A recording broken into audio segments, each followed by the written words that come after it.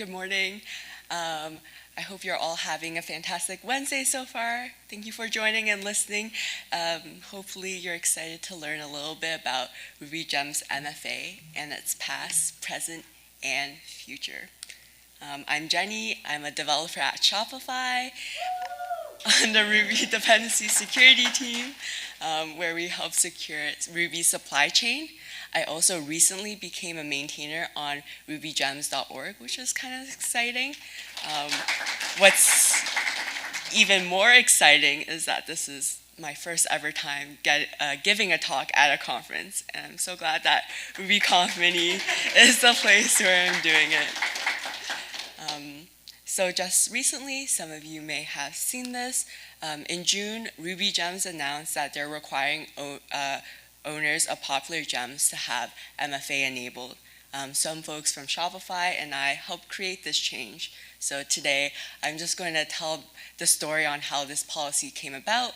This includes why is MFA even important, and why do we need it for RubyGems accounts?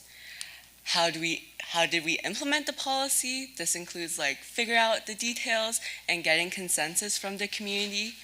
And lastly, what's next in store in the next couple months and beyond. With that being said, let's dive right into it. So a bit of a random question. Raise your hand if you ever heard of the term goiter and know what it is. Oh, okay, we got a couple. Give yourselves a pat on the back. For those who don't know, goiter is a condition that makes your thyroid gland abnormally large, which makes your neck appear a bit swollen. The cause of this condition is iodine deficiency.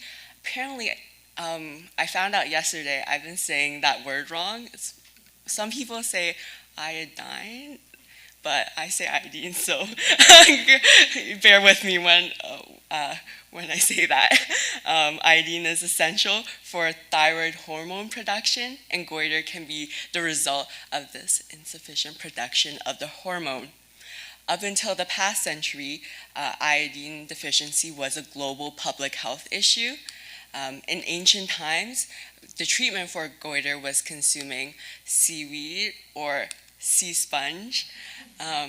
It wasn't until the 19th century that the element iodine was discovered and found to be the cure. It was then found that iodizing salt was an effective way to add iodine into people's diets as a simple preventative measure. Since then, 120 countries have made salt iodization mandatory, and areas that made this mandatory, like Canada, has removed the need to monitor iodine levels in the population, since it removes so much of the risk. They don't need to think twice about this being an issue. Okay, so why have I been talking about goiter in the last few minutes? This is RubyConf and not GoiterConf. But there are loads of similarities between goiters and supply chain attacks. There's been an exponential increase in software supply chain attacks over the past few years. It's been reported by Sonotype that there's an average increase of 742% year over year in the past 3 years. For those who don't know, the supply chain is basically all of the components that help make a piece of software. A supply chain attack is when a malicious actor attempts to attack specific components in the supply chain. So some examples of this is an undercover employee pushing malicious code to main, bypassing any code reviews, someone gaining access to the CI or deployment infrastructure and inserting a malicious code there, or the one that we're most interested in is your piece of software using a package or gem with malicious code. The second most common attack is account takeovers. The first one is typo squatting, but I won't be going into detail about that. If you're interested in learning more, I highly recommend Ashley Pierce and Betty Lee's RailsConf talk, Gem Install What Can Go Wrong, and Mache's Ruby Kaigi talk on how to take over a Ruby gem. But back to account takeovers. If a malicious actor gets a hold of your rubygems.org account by cracking your password that might be reused, they are able to sign in, which produces a key that has the ability to publish gems, as you can see here. Or if the attacker has a hold of your key through some other means, like your Git history, they are able to set an environment variable gem host API key to authenticate as you. They can then release a new version of the gem with malicious code by downloading the gem contents, inserting the code in a file of their choice, bumping the gem version, building the gem by running gem build, which packages all of the contents into one file, and pushing that packaged gem up to Ruby gems. Anyone that installs this gem is affected, and an example of this is the REST client gem. In 2019, someone took over the gem maintainer's account and inserted code that would execute code from a pastebin URL. In that pastebin file, a lot of bad things are happening. First of all, it sends the URL of the effective host to the hacker's defined endpoint. It'll also send all of your secrets to that hacker's defined endpoint. It'll also send, if your app has any clients, it'll send over the email and passwords by overloading the authenticate method in identity. And worst of all, if the attacker sends a cookie that matches the regex defined, the contents of the cookie will be executed. Essentially, the attacker can do whatever they like. But REST client isn't the only gem. Strong password was taken over and had a similar injection by evaluating from a pastebin file that evaluates contents of a certain cookie as well. And this is just a few out of many instances in Ruby, but this also happens in other package ecosystems like NPM and PyPI. There is a simple preventative measure to solve account takeovers, though. I feel like you might know what it is. If you do, you can say it with me. It's multi-factor authentication. Oh, that's really good. I'm impressed. Also known as MFA. Adding another factor during authentication makes it harder for someone else to sign in and act like you. And after the incidents I mentioned, gem maintainers rotated passwords and enabled MFA. I said at the start of this that there's many similarities between goiters and account takeovers. Well, what are they, Jenny? They're both a widespread problem. Iodine deficiency was a global health issue, and supply chain attacks are a growing issue in the world of software. For both instances, there's an effective and simple preventative measure, salt iodization and multi-factor authentication. Though for both of these countermeasures, this requires changes from a certain group of people. Producers of salt must spend money to buy equipment, hire staff and materials, while for MFA, package maintainers might need to spend more time to publish and maintain their gems, and that could be kind of burdensome. So why implement laws and create policies for both these cases? The answer is simple. The cost to prevent these issues is significantly smaller than the cost to deal with them. When people get sick because they're iodine deficient, they need to seek medical help, which is costly on the patient and the healthcare system. When malicious packages are released, time and effort needs to spend on removing the gem, drafting an advisory, and communicating the incident. this can have a more detrimental effect on consumers of the gem. They need to make sure that their application is safe by rotating their secrets. If they have clients, they might need to say that there might be a breach somewhere and downgrading the gem. Hopefully, I convince you the importance of creating an MFA policy on Ruby Gems accounts now.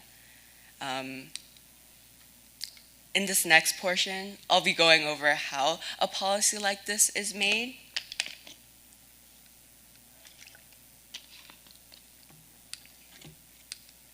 But while we're talking about MFA, let's take a second and talk about the state of MFA on Ruby Gems before any policies were enforced. So Ruby Gems currently has MFA in the form of time-based one-time passcodes, or TOTP or OTP, which you can install an authenticator app like Google Authenticator or 1Password. Once enabled, there's 3 levels. For UI only, you'll be required to enter a code when you log into your account on the web.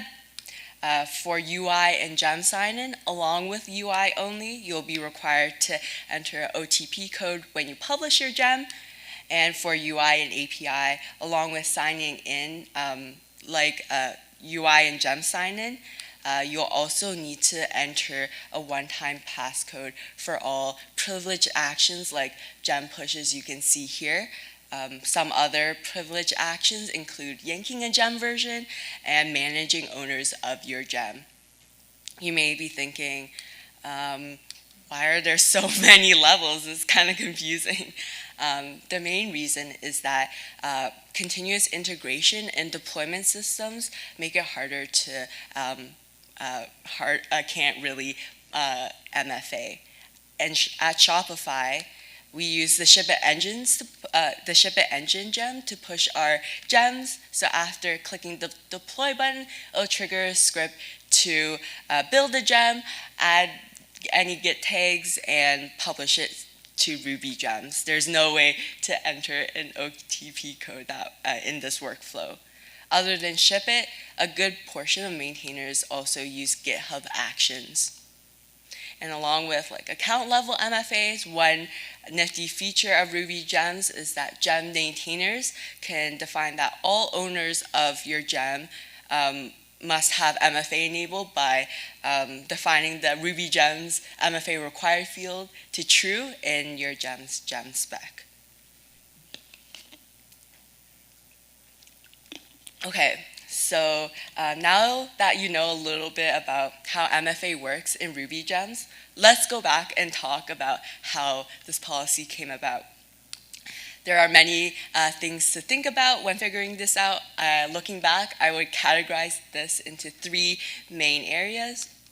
How many people should we be required to enable MFA? What does MFA enforcement look like? And how do we ensure that this change is seamless for gem maintainers?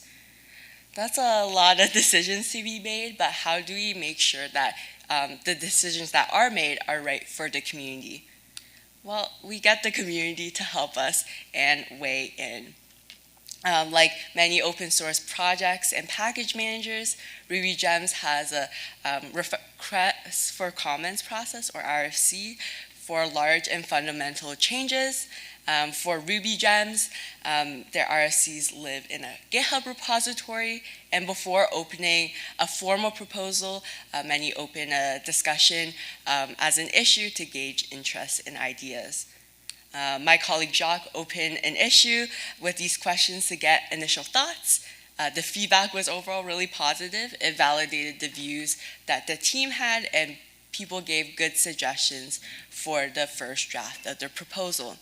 And I'll be mentioning them as we bring up those 3 main areas that I brought up.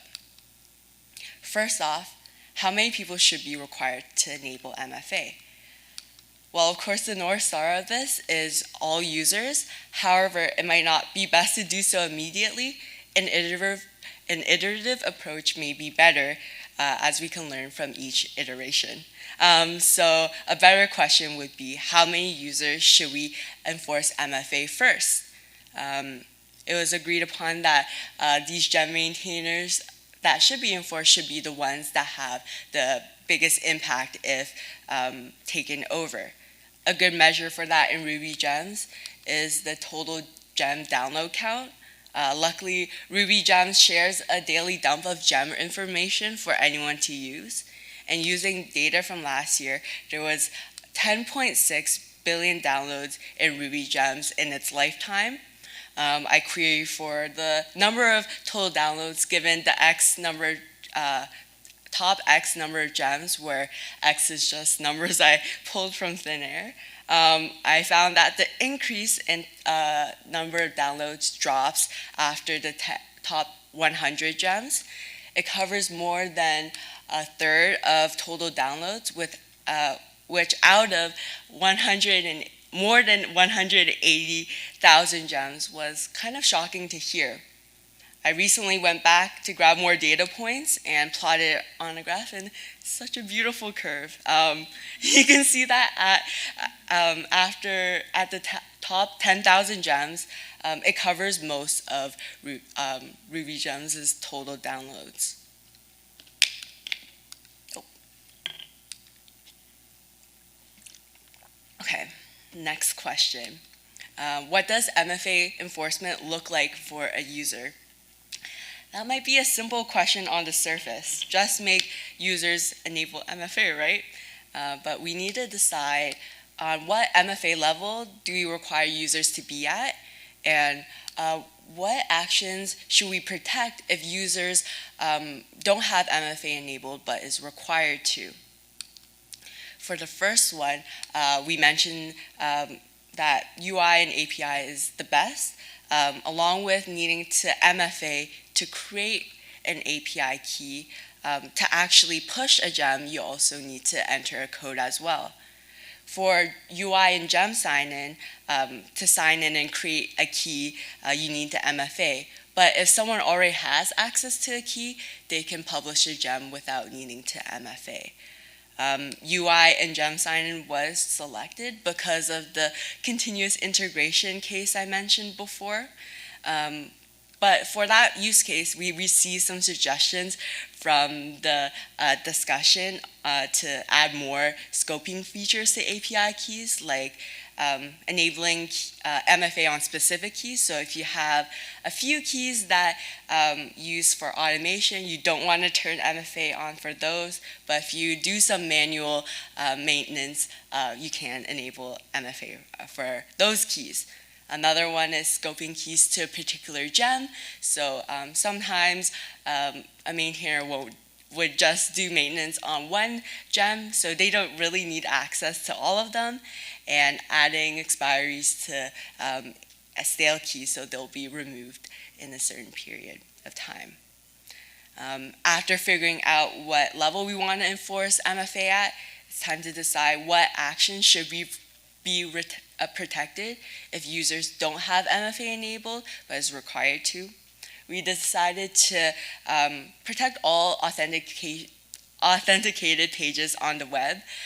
The reason why we went with this approach is that if there was a change needed to be on my account, I would like that to be clear, so when someone signs in, all of those pages would not, you wouldn't be allowed to access.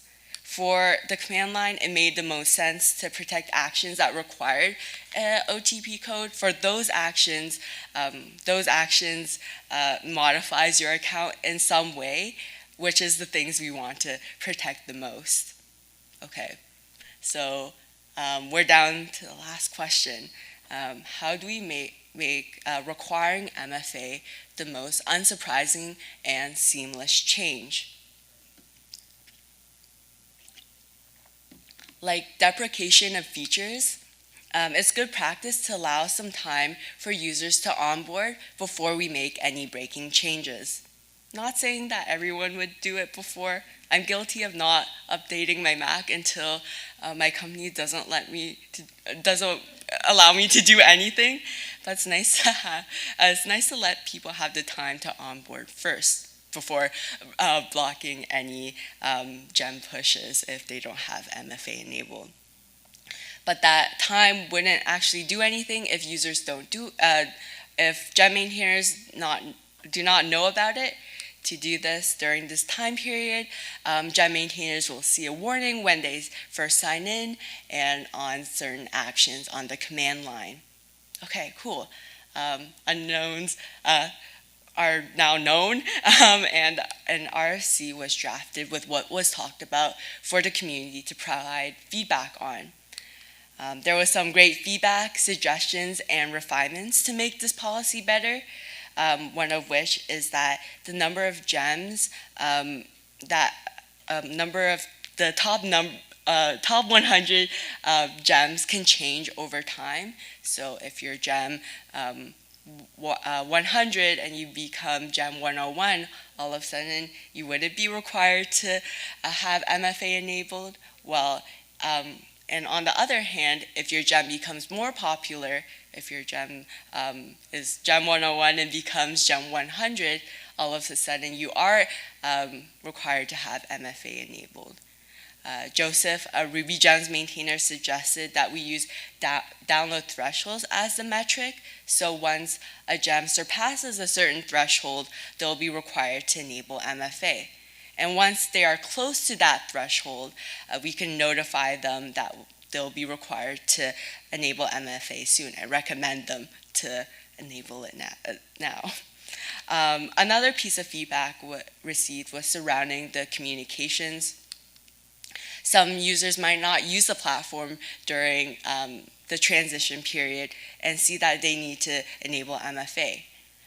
Aditya, a Ruby Gems maintainer, mentioned that it's good practice to also post a blog post, send emails, and share it on social media. Along with logistical feedback, there was just an underlying hesitancy to actually push this forward. There were some things that ultimately alleviated the uneasiness with this type of change. The easiest thing to do is to listen. There are valid concerns to the pushback, like gem maintainers are often volunteers, and that we don't want to add more. They are volunteers that spend their free time maintaining the gems, and we don't want to add more time and cause a burden to them. This makes a lot of sense. And listening to these concerns, we can address them and help them look at the bigger picture. Though it's quite time-consuming for maintainers upfront, when an incident occurs, it takes a significantly more time to diffuse the situation and affects all consumers of the gem and not just the gem maintainer. Another thing that helped is the point that others are doing the same. It's becoming an industry standard. No one wants to feel like they're the odd ones out. For our case, along with Ruby Gems, other package managers are implementing this policy, like NPM released their policy to require MFA for the top 100 gem maintainers. PyPI was going ahead with their policy, and GitHub announced that they'll require MFA to all their users by the end of 2023. One other thing that helped was that there was is support from trusted people from the community. It's human nature to trust someone if they're known to the Ruby community, and it was great that people like that added their support. And with doing all of those things, the RFC was merged in March. Yay. And in June, we announced the policy to everyone, and we notified users that own a gem with more than 165 million downloads that they should think about enabling MFA, so they'll see recommendations on the web and command line. We also sent emails to these affected users, and in August, we started to require users that own at least, that have a gem that has at least 180 million downloads to have MFA enabled. we again announced this change and started to protect actions if users don't have MFA enabled. During this period as well, we dedicated some time to add features to API keys that was suggested. So now you can scope an API key to a particular gem and toggle if that key would have MFA or not. And the feedback from the community was shockingly very positive. Most, if not everyone, saw the need for this change and happy that this is one of the first steps we're taking to secure the supply chain. So it's out. The top 100 gem maintainers are required to enable MFA. But what's next in store? As mentioned before, this is just the start of rolling out MFA and preventing account takeovers in Ruby gems. One piece of feedback that was raised during the release was people want security key support. Using security keys and biometric devices are easier to use than TOTPs because it's just a simple touch rather than frantically memorizing a 6-digit code and typing it in the field. They are also safer because they are harder to phish. And to roll out the policy to other users, we want to make sure that enabling MFA is seamless as possible. We are working on adding this support currently. Another aspect that needs to be investigated is exploring ways that for CI and automations to safely perform actions on behalf of the user. Doing this would help raise the bar and make sure all privileged actions would be secured. And lastly, before we roll out to more users, gem maintainers are just humans. They can lose their second factor. To require MFA to potentially all users, there needs to be a sustainable process to support these MFA resets. Ruby Gems currently responds to these requests on a voluntary basis. And to fund this work, just recently Ruby Central announced a partnership with Shopify where Shopify is donating $1 million USD over 4 years to fund security work on Ruby Gems, and this is included. So yeah, that's all I have for you. We explored the past of Ruby Gems MFA and why it's important. The present, what the MFA landscape looks like now, with the policy rolled out, and we talked about the future and what's next. At the beginning of this talk, we saw that not many people knew what Goiter was. The reason for that is that it's become something so rare for someone to have. Hopefully one day in the future, we can say the same for account takeovers and supply chain attacks. So if there's anything you can do after this talk, is to enable MFA. No matter how many gem downloads your gem has, enabling MFA is the best practice. And if you're not even a gem maintainer, just enable MFA on all your accounts. Since you all made it to the end of my talk, I also got some stickers to give out for those who enable MFA. They were designed by my colleague Betty, and they're honestly so cute. So enable MFA. Feel free to grab one after, and yeah, thank you for listening. I'd like to thank Ashley, Betty, and Jock from my team, and the Ruby Gems maintainers, Aditi and Joseph, for helping roll this out. If you have any questions or like to chat, I'll love to meet afterwards. Yeah, thank you.